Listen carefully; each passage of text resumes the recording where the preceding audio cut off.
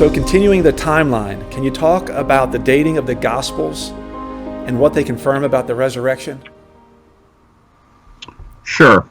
Well, yeah, we're finishing this timeline. Section 1 was crucifixion, early creeds, Paul's conversion, and 2 trips to Jerusalem. The second one was, what did we learn from Paul's epistles? And this is part 3, filling out the timeline.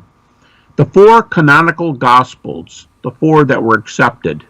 And by the way, just a note here, a lot of people say, well, how come you didn't include the other Gospels that didn't agree with you? It sounds like you're doing things just from your buddies.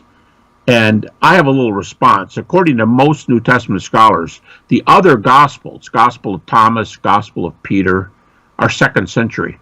So my answer to how come we only have 4 to talk about is, hey, we were all inclusive.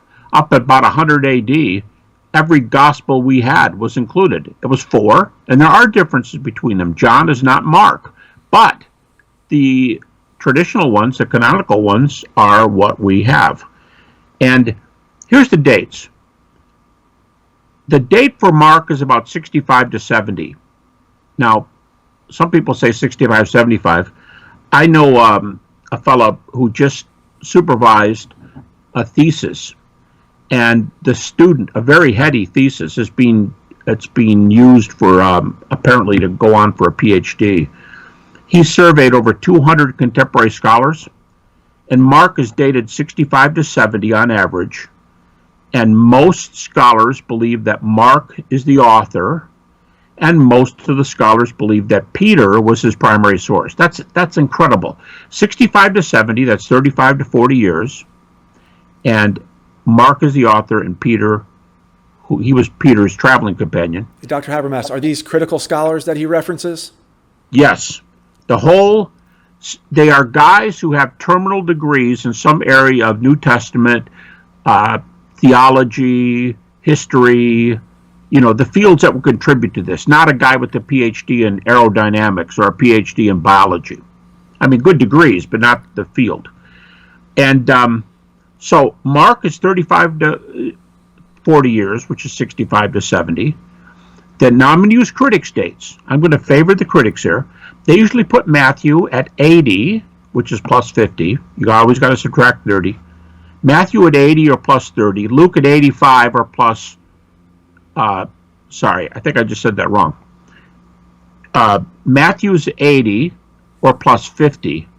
Luke is 85 or plus 55. And John is the latest gospel at 65-ish AD. I just did it again.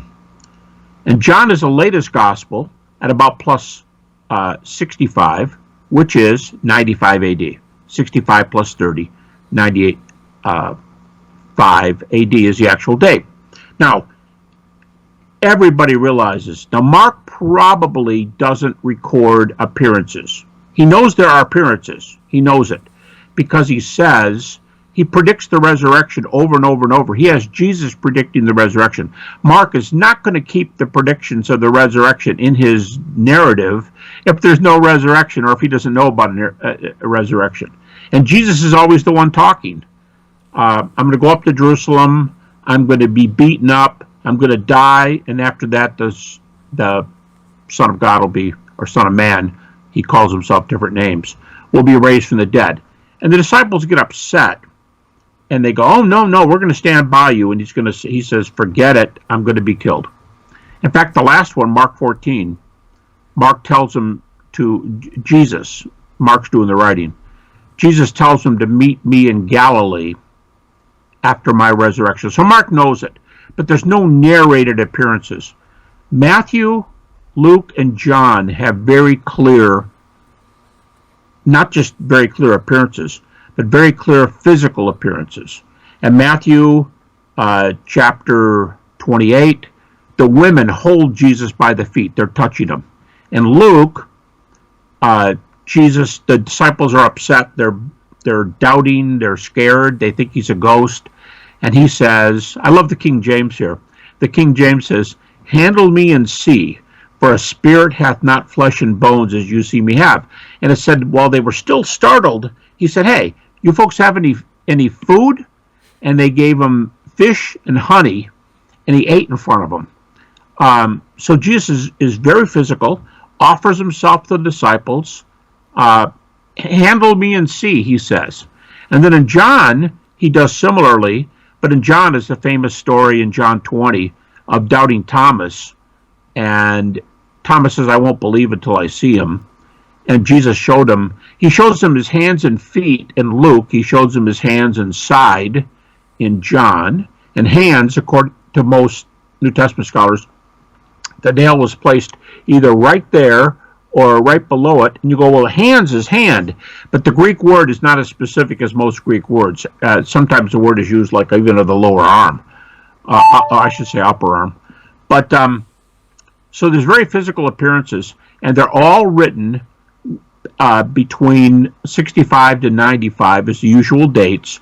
They're written within a 30-year span, but if you add the cross to it, they're written within a time of 30 years between 35 to 65 years after the cross.